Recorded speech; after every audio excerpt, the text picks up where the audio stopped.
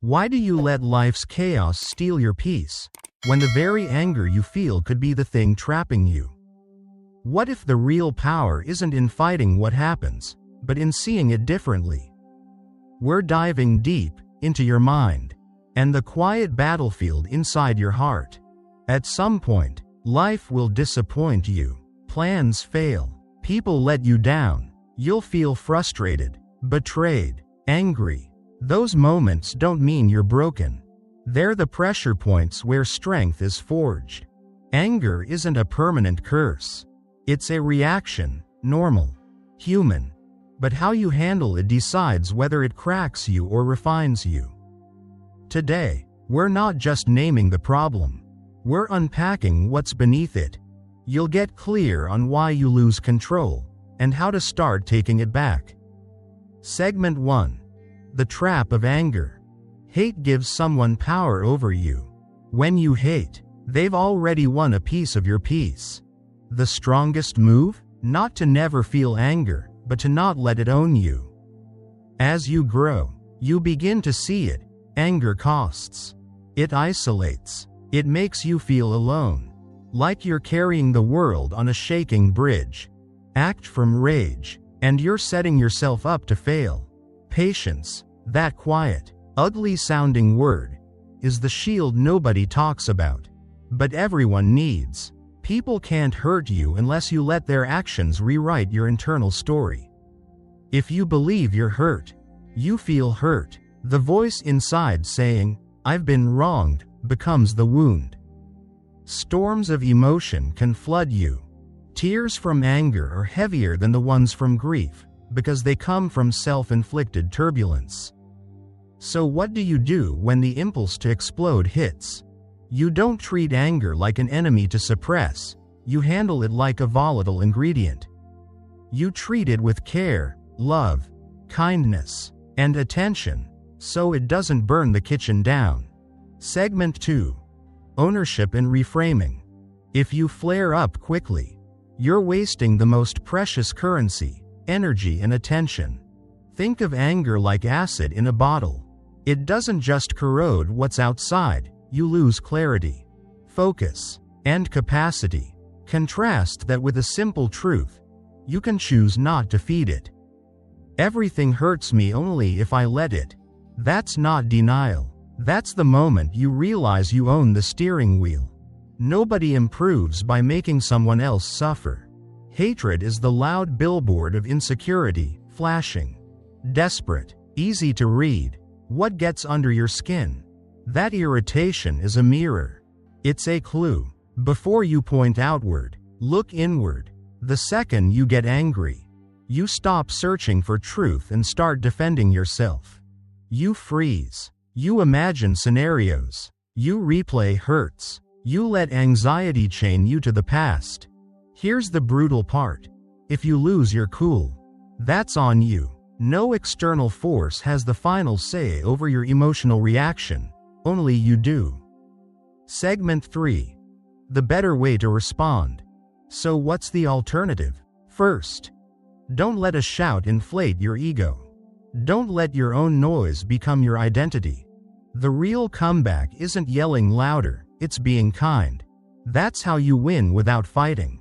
If it doesn't harm the community, then your anger probably isn't helping anyone, not even you. When someone's wrong, show them where, without burning the bridge in the process. Correction can be gentle and still true. Emotional intelligence starts with choice. You can't control what others do, but you can choose your response. When darkness shows up in someone else, you can sit with it only if you've already understood your own. Maybe if we loved ourselves just a fraction more, the ugly reflexes, cruelty, bitterness, the ready flare, would soften. An insult doesn't define you. It only lands if you give it a place to live inside. People who understand rarely erupt. Those who parade anger often don't even understand what they're carrying. Segment 4. The cost of revenge and the wisdom of restraint. A vocal threat is a window into weakness. It's a blade that cuts both ways, bring harm to others. And you bleed too. Inside you is everything a wise person needs. Look outward less. Look inward more. Complaints lose their power when you stop letting them define you. You're not automatically right because you're angry. That's a cheap justification. An eye for an eye leaves everyone blind. The smarter move? Delay. Let the emotion settle. Let clarity rise. Most arguments feel massive in the moment and meaningless later. You can get stuck in the loop, angry, recovering, angry again, because you treat the surface instead of the root. The world's problems didn't get fixed by fury. They got twisted deeper. Imagine if instead of burning energy on rage, you channeled it like lightning, illuminating, not destroying. Hatred blurs strategy. It makes you impulsive, short-sighted. Leaders who let hate guide them lose control. Bravery without wisdom is reckless. Anger makes you feel powerful for a second and weak for a lifetime. It lives in the hearts of fools who confuse heat for strength. Open transition, cliff lead. So, if anger is this double-edged, energy-draining force, and yet it's also a signal, how do you turn its raw charge into something productive? Next, we're going to unpack the Stoic technique that doesn't suppress the storm, it redirects it. You'll learn the subtle shift that turns reactive rage into calm leverage, so setbacks stop stealing from you and start building you. Why does anger feel like power, yet leave you weaker every time? What if the thing you think gives you control is the exact thing stealing it? Disagreements hit, they flare up, burn bright, and in the moment feel massive, like the world is tilting. Then, later, they often look small. The argument that consumed your energy yesterday is barely a whisper today. Here's the truth most people skip. Anger doesn't solve. It amplifies confusion. It fogs judgment, and it hijacks what could have been clarity. You think you're reacting to the world, but most of the time, you're reacting to the version of it that anger distorts. So if you've ever felt that heat rise, felt that surge of, "I'll show them," this is for you. Because beneath the noise, there's a smarter way to move. Segment 1. The illusion of anger as action. It's easy to mistake fury for momentum. I'm doing something, you tell yourself, as if loud emotion equals progress. But anger is a thief. It steals your peace, and it makes the problems look bigger than they are, because you're seeing them through smoke. Leaders who let hate rule lose control. What feels like bravery in the moment often turns into recklessness in the long run. You get a temporary rush, a spike of adrenaline that feels like strength. But real strength isn't noisy. It's the calm that stays after the storm passes. Hatred doesn't sharpen you. It blunts your ability to plan, to think ahead. It makes strategy impossible because your vision is tunneled into the hurt. Imagine your anger as lightning, raw energy. Now ask, does it light the path or just burn the field? If you waste that energy blowing up, you end up with ashes and regret. If you redirect it, it could illuminate something real. Segment 2. Understanding the cost. You lose 60 seconds of happiness for every minute you stay angry. That's not metaphor. That's real mental rent you pay. Anger eats at your resources, time, attention, clarity. It's like pouring acid in a bottle. It corrodes the container from the inside out. When you choose to react, you give someone else the steering wheel of your inner weather. They didn't put the hurt there, your belief that your hurt did. Think about revenge. Before you go on that payback trip, remember, you're digging 2 graves. One for them, and one for the part of you that believed hurting back would fix anything. Judging others from anger isn't insight. It's projection. The moment you flare up, you stop searching for truth. You start defending a version of yourself that feels threatened. That loud voice, the one that wants to shout, to shame, to push back, often hides weakness. Real power doesn't need to broadcast. It holds. Segment 3. The alternative, redirect. Don't suppress. So what do you do with that energy? You don't ignore it. You don't explode with it. You transform it. First, recognize. Awareness is the brake. I'm angry, said out loud, or even in your head, pulls you outside the storm. Suddenly you see the heat. You're not drowned in it. Then, shift. Don't aim the anger at people. Aim it at issues. Channel that fire toward solving, not blaming. Smile instead of shouting. That's not weakness. That's leverage. It puts you above the fight without surrendering your integrity. The true comeback isn't a louder voice. It's a thoughtful one. It's the person who, when pressed, responds, not reacts. Detach from the impulse to be right. Being upset is a choice. That doesn't mean you ignore injustice. It means you decide what response builds you, not what destroys you.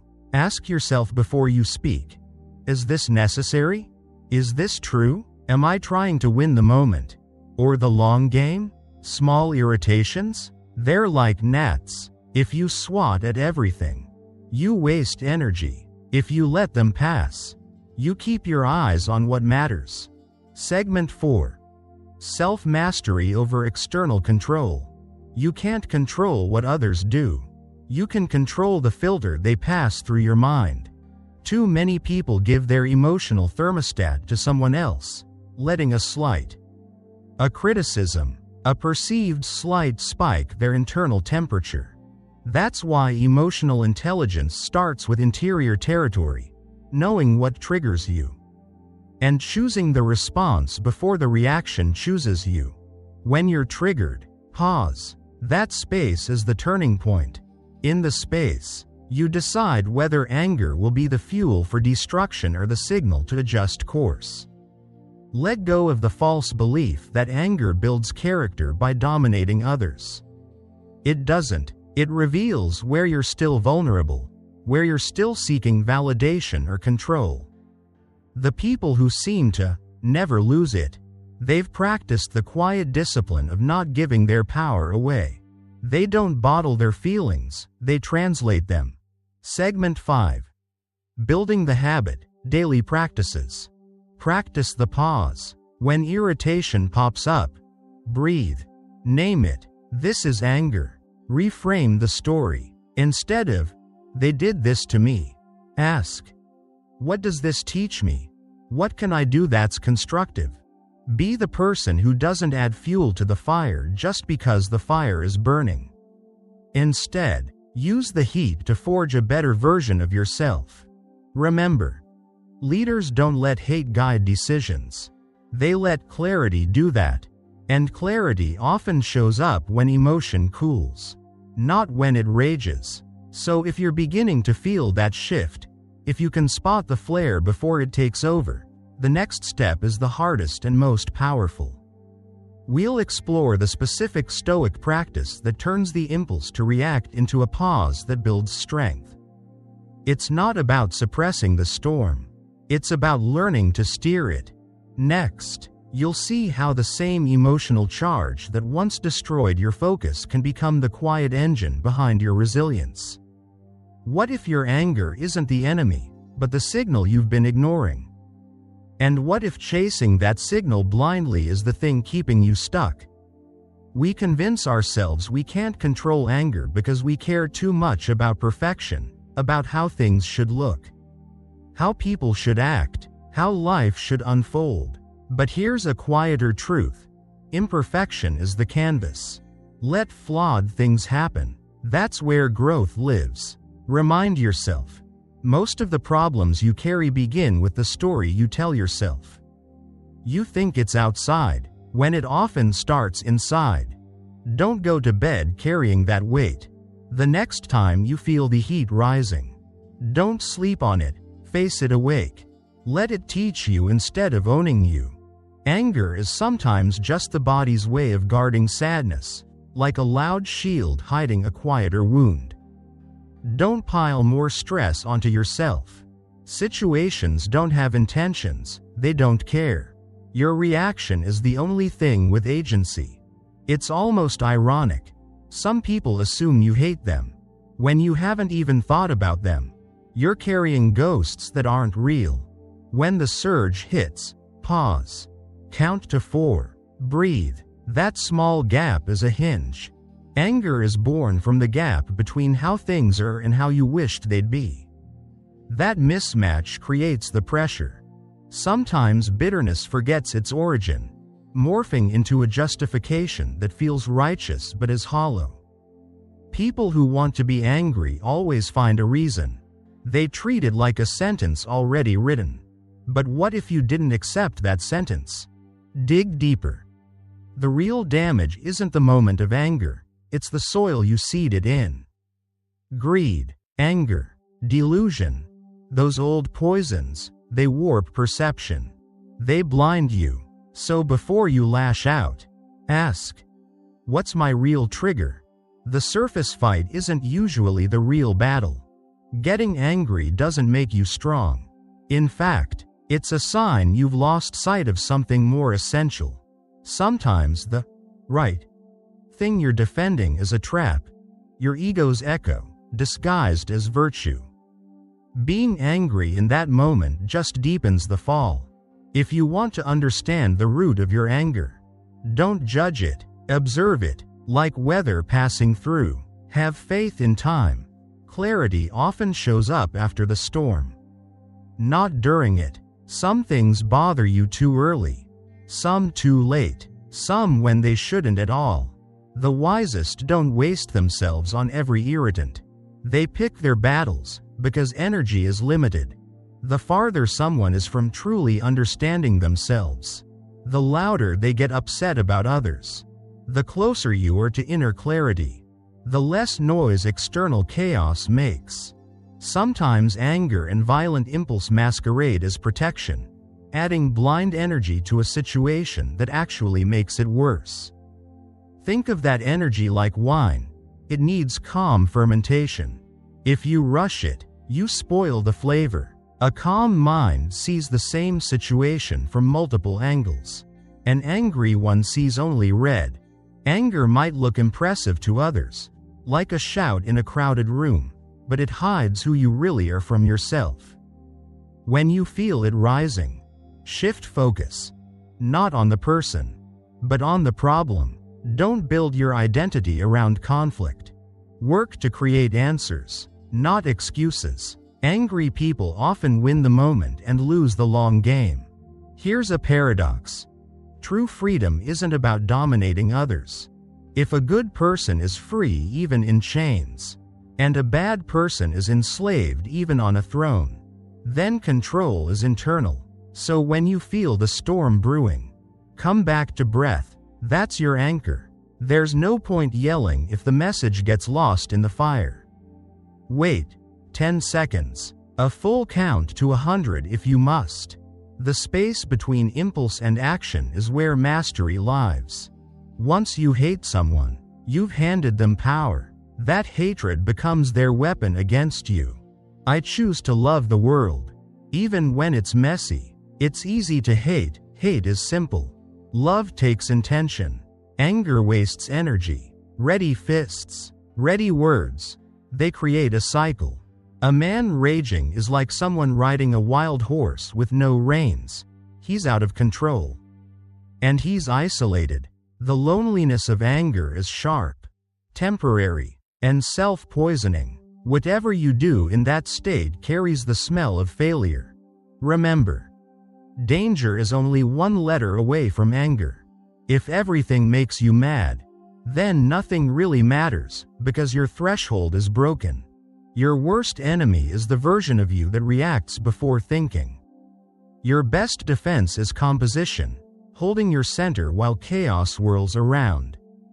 Nobody outside can hurt you unless you give that hurt residence inside. Pain starts the moment you accept the story that you're wounded. Anger isn't required. Life will hand you countless reasons to flare up. What counts is how you handle them. Silence, really choosing not to respond, isn't weakness. It's a strategic pause. Truth without calm becomes noise. Calm without truth becomes apathy. The balance is what lets you see clearly and move wisely. So if all of this is true, if anger is a misfired signal, a self-inflicted blur, and a choice, what's the actual tool to catch it before it catches you? Next, we'll break down the exact Stoic practice that builds that pause, that rewires the impulse, and turns reactive fire into steady fuel. Every time you flare up, you don't solve the problem. You light a fire inside and choke your own clarity with smoke. Anger is a spark that wants to become a forest. If you let it burn unchecked, it scorches your heart and fogs your mind. Hold your temper, and you dodge 100 days of regret. Lose control for a moment. Kick a stone in rage, and you end up hurting yourself for nothing. Yelling when you're mad doesn't change the truth, it just spreads the chaos wider.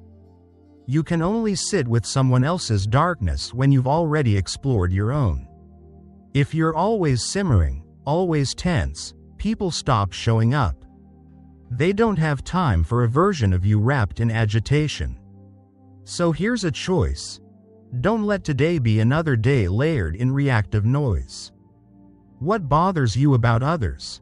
It's a mirror. The irritation, the snap, the silent judgment, they're clues to something inside. An insult doesn't force you to act. It only lands if you give it a place to live in your self-image.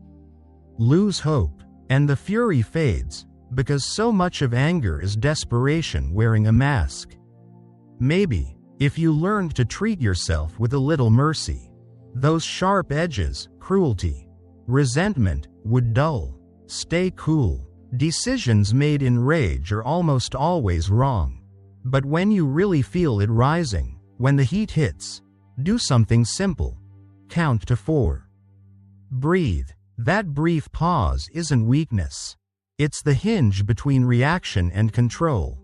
Showing anger in public isn't a badge of strength, it's pollution. Broadcasting instability. If small things derail you, you're letting temporary impulses dictate your long-term peace. Unchecked anger does more damage than the original hurt. It's the echo that deforms the room. I'm not claiming to be perfect. Mastering your mind is like tending a flame in still air, subtle, patient, constant. When you sit still in meditation, that's when the self appears, not the noisy ego, but the quiet core. The deeper you go, the more you touch that calm joy beyond sensation, the kind that doesn't need external applause. Stay true to yourself. Work for the work itself. Don't chase outcomes like trophies. Attachment to results turns effort into anxiety. Lazy surrender is the enemy of growth, but so is frantic striving driven by fear. Anchor your actions in something larger. Let your intention be steady, not conditional. When you stop clinging to the fruit, the process becomes its own reward. Separate yourself from the noise. Those who only hustle for external validation are restless. Life is short. Growth, action, beauty, all unfolding in the present. Yesterday was a dream. Tomorrow is a possibility. Today is the small, powerful moment where hope becomes something you build. When you quiet the mind, when the soul rests in itself, your work isn't about impressing others, it's about aligning. You give your effort to what's beyond ego, and you remain unchanged by failures. Like water that doesn't stain the lotus. People who have mastered their inner weather don't get shaken by heat, cold, praise, or shame. They move balanced, because they know themselves, not just the surface version, but the deep, shifting self that creates, protects, and transforms. Confusion comes from illusion. Anger clouds reasoning. It pulls you off course. Losing clarity is falling, not from lack of knowledge, but from letting impulses drown out discipline. Endurance is hard. That's why it separates those who last from those who burn out. Evil shows itself when you ignore others' suffering. Virtue is simple: love, justice, kindness, care. A clear mind can stop, sit alone, and choose one thought over dozens of distractions. You speak only when what you say adds value, not to fill silence. So if you've started to see how much of your inner turbulence is self-made, and how much calm is just a moment's choice away, the next step is the practice that catches the flare before it becomes a fire. All the major Hellenistic schools landed on one shared insight: real knowledge isn't facts memorized, it's a state of inner calm. When your mind is at peace, the noise that distorts reality quiets, and the actual problems become solvable instead of overwhelming. Philosophy, then, wasn't meant to be abstract theory. It was therapy. Each school pointed to a different illness of the soul. The Cynics got tangled in the suffocating rules society layered on top of life. The Epicureans chased shallow comforts, mistaking pleasure for meaning. The Stoics wrestled with self-interest dressed up as freedom, confusing desire with control. The skeptics were paralyzed by uncertainty, believing shadowed things and calling them truth. None of them, whether they claimed Socratic lineage or not, disagreed on the core. People suffer, do harm, and stay stuck because they don't see clearly. It's not the raw events that are evil, it's the way we label, judge, and feed them in our minds. So their remedy was simple and quiet: change the lens, shift the value judgments, stop treating everything that happens as a verdict on your worth. The wealth you're looking for isn't in complex systems or flashy strategies. It's in simplicity, patience, kindness, the small daily decisions to meet others with temperance, and to be as gentle with your own faults as you are curious about them. Learn patience, not just with allies, but with enemies. Go back to the source, accept what is, and give yourself some grace in the process. That's how peace ripples outward, touching every living thing. Then there's Taoism, another angle, another mirror. It teaches that life isn't about being separate from the world, but about being in it fully, moment by moment. Yesterday and tomorrow are stories. The only real place you have influence is right now. The present isn't a static dot, it's a moving infinity, a current that flows between what was and what will be. Change isn't a threat, it's the medium. Life is art because it never stays the same. To resist it is to fight the river and drown. So see clearly. Enjoy what is. Be grateful for what you have. When you recognize you already possess enough, the world stops feeling like something to conquer and becomes something to steward. Your eyes, let them register what's there, not what others demand you notice. Your ears, let them hear the raw sounds, not the filtered version that comes with expectation. Speak what you mean. Don't let other people's preferences puppeteer your thoughts. If your senses and mind feel blocked, if thinking, feeling, acting becomes difficult, that's a restriction. Cut it loose. Growth happens when you reclaim the space inside you that's been occupied by other people's scripts. Water your dreams carefully. If you irrigate them with fear and doubt, all you'll grow are weeds that choke the roots. Feed them with clarity, effort, and small wins, and they'll become gardens. Problems aren't roadblocks. They're detours to opportunity if you look with the right eye. Strength isn't brute force. It's the balance between pushing and yielding. A strong person knows when to advance and when to step back. Your fortune, good or bad, depends on how wisely and when you choose to yield. The people who crumble aren't always the unlucky ones. They're the inflexible, those who can't bend when life pulls. There are moments where the only option is to survive today, then regroup tomorrow.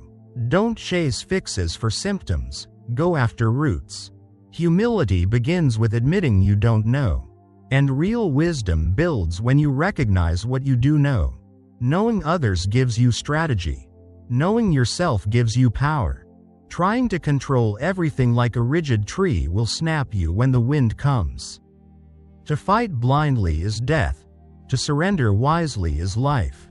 The empire, your inner empire, should only trust those who have no hidden agenda. Deep down, you already feel the answer. You know who you are. You know what you want. Life will shift, unexpectedly and without permission. Don't resist the current, let it move through you. Let truth be fluid, kind words strengthen, big ideas lift, kindness builds connection. But beware the trap of overthinking. Ideas can shield you from direct experience, keeping you forever on the outside of knowing. Trying to pin down the Tao is like trapping wind in a box. The moment you close it, movement stops, and stillness becomes stagnation. If you're beginning to feel the difference between reacting and responding, between carrying noise and holding clarity, then the next piece is the quiet discipline that makes that shift automatic. You don't travel with a rigid map. A good traveler doesn't obsess over the destination, he moves, observes, adapts. People respect the ones who show up calm, just being themselves, no posturing, no trying to outshine others. Funny thing, some of the loudest followers are the ones who don't see themselves. They chase what others have, mimic what others enjoy, but never taste satisfaction. They're pulled by reflections instead of roots. Pressure changes performance. If your identity, your worth, your security is tied to something fragile, like a flashy belt, a stack of money, you get tense. The more you cling, the more the world around you shakes you. Inner peace is the unseen edge. Lose that, and everything crumbles. Courage on the outside? It'll die. Bravery from within? That's the kind that lives. That person does not bend to praise or flinch at blame. The world can say anything, he stays calm. Things built to profit, held together superficially, fall apart when the storm comes. Real strength isn't manufacture, it's simplicity in thinking, depth in vision. Do your part. Don't clutter it with ego or unnecessary commentary. Then let the world run, don't force it. There's a difference between tools and their uses.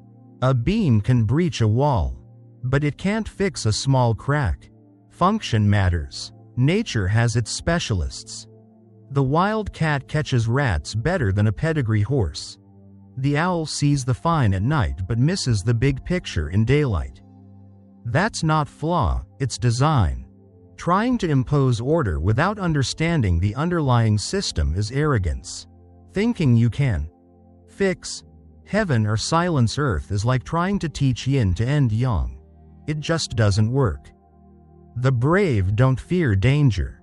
Whether home or exile, they speak what they believe, because their courage comes from clarity, not pretense. Philosophy, then, isn't a ticket to external gain.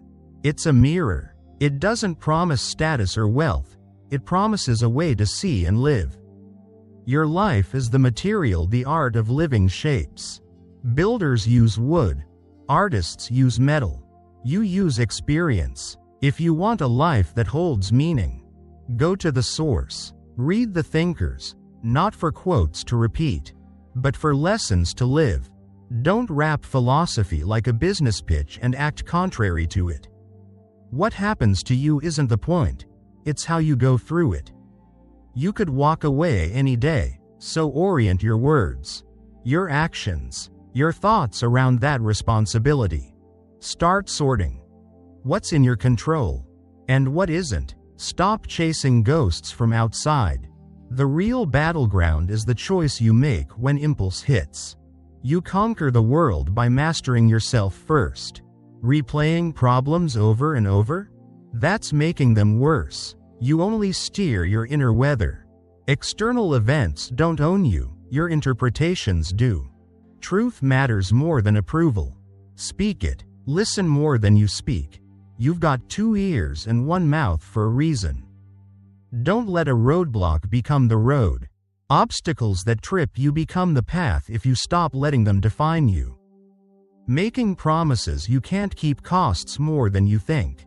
Anger used as status? That's a luxury only some can afford, and it's a dangerous one. When anger flares, don't speak. The words that leak in that moment can't be taken back. Redirect the energy. Fix problems. Don't attack people. Excuses shrink you. Answers build you. You can't be angry and genuinely joyful at the same time. They pull opposite directions. Use anger wisely, or don't use it at all.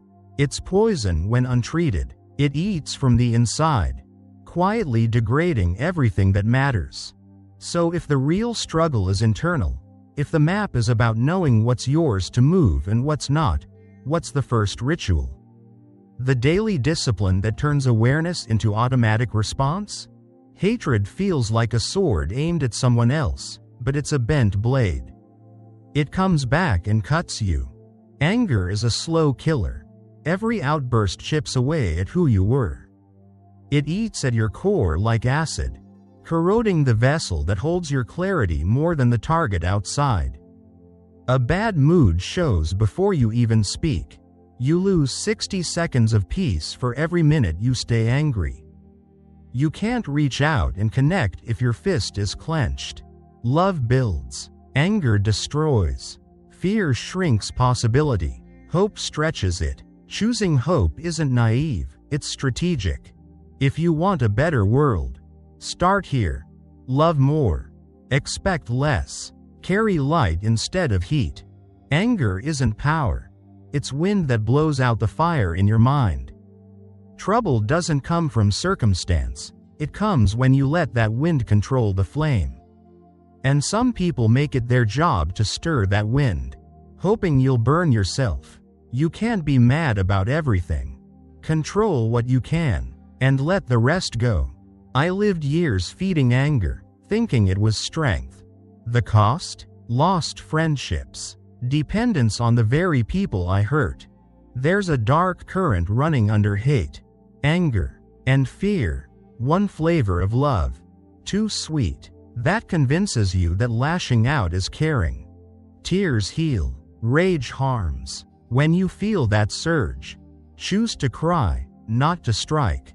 The rawness of human experience isn't meant to be filtered into constant happiness. You need the whole piano, the lows, the highs, the dissonance, the resolution. Anger is wired into us. It kept ancestors alive. But without reflection, it becomes the blind driver of decisions that make you smaller, not stronger. Listen to what an angry person says, not to mimic, but to understand the trigger. That tells you more about them than their mask of outrage. When people stay in that state, they keep fueling a fire that burns decades, convincing themselves their criticism is righteous while letting the pain of others become their own. The future? Don't waste energy fearing it. Use the same tools you use to handle today. Clear thinking. Measured action. Smart people get hurt. They lose. They grieve. They watch systems collapse. The difference is resilience, not pretending the hurt isn't real, but not letting it define the next move. Fools turn every vision into a monster. They see a shadow and believe it's a threat, then build towers of fear around it. Wise people? They feel the ripple, acknowledge it, and stay anchored. They don't change their core because a fleeting image tried to scare them. Life is a long campaign. There's a lookout, a front line, a guard. You don't get one day's training and expect lifetime mastery. You're placed in this situation for the long haul. So stop forcing outcomes. Let things unfold, then act with clarity. The first skill. Separate what is yours to control and what isn't. That distinction turns chaos into course corrections. You take over the world by mastering yourself. Ruminating on problems only deepens them. Your inner weather, thoughts, impulses, beliefs, is the real terrain. Truth over approval. Speak with integrity. Listen more than you speak. You have 2 ears and 1 mouth for a reason. Don't let obstacles become identities. Don't promise what you can't keep. Don't spend emotional currency on drama masquerading as righteous anger. When heat comes, pause. Don't react. Redirect. Attack the issue, not the person. Excuses are the easy retreat. Answers are the forward step. You can't hold anger and joy in the same space. Choose. Burn out or build up. Use the energy wisely, or let it corrode you from inside out. So if the battle is internal, if the shift from reactive to deliberate is possible, what's the daily practice that makes that shift automatic? I don't let negative emotions hijack my day. I practice detachment from things that don't matter. My inner calm isn't fragile, it's steady. The only moment I have real power in is now. Change flows. I don't fight it. When things break or go sideways, I find strength in the reset. I stop wasting energy on what's outside my control. Approval from others doesn't define me. I move in rhythm with nature, not against it. Daily growth starts with honest self-reflection. I aim to do what's right, not what's easy. Simple things bring me real happiness. Loss doesn't break me, I adapt. Bounce back. Stay resilient. I keep humility close, because everything shifts fast, and pride makes you brittle. I see beauty in the small, quiet corners of life. I pursue moderation. Too much of anything tips the scale. Gratitude anchors me. It softens fear and keeps me present. My strength comes from mind and spirit. Guided by reason, I filter distractions. I don't give my time to the unimportant. I live in the present, not chained to the past. I've accepted death as part of the whole, so I use patience like a compass in hard seasons. I keep my peace by treating every setback as a lesson, not a verdict. I keep learning. Stoic philosophy isn't theory for me, it's daily practice.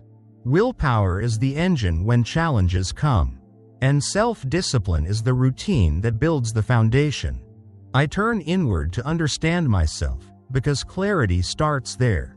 I don't chase external validation. I build virtue quietly. Action by action. Wisdom grows when I do. Then reflect. That understanding connects me to others. Empathy starts from the self-aware. I face change with flexibility, courage, and calm. Serenity isn't accidental, it's chosen. Doubt shows up, but I meet it with composure. I accept what I can't change, and I improve what I can. I respond instead of react. I live by values, not impulse. When pressure rises, I separate what I can influence from what I can't. I speak with integrity. I hold myself accountable for deeds, not outcomes. Tough times sharpen me, they don't break me. Every problem is a doorway to growth if I walk through it with discipline and gratitude. My character, not possessions, is my identity. I nurture friendships, weigh choices with wisdom, and keep myself balanced by constant self-examination. This isn't a destination, it's a daily recalibration. If today you felt the tension between automatic reaction and conscious response, choose growth. Start small. Notice one emotion. Ask, is this mine to carry? Then act with purpose. The Stoic path isn't about becoming perfect, it's about becoming real, stronger inside. Kinder in action. If you're ready to keep building, keep showing up for yourself. Apply one of these principles tomorrow morning and watch how the day shifts. Stay curious, stay disciplined, and let virtue guide the next step. If this resonated, hit like, subscribe to join the journey, and come back for the next video, where we'll dig into the specific daily routine that turns awareness into unshakable calm.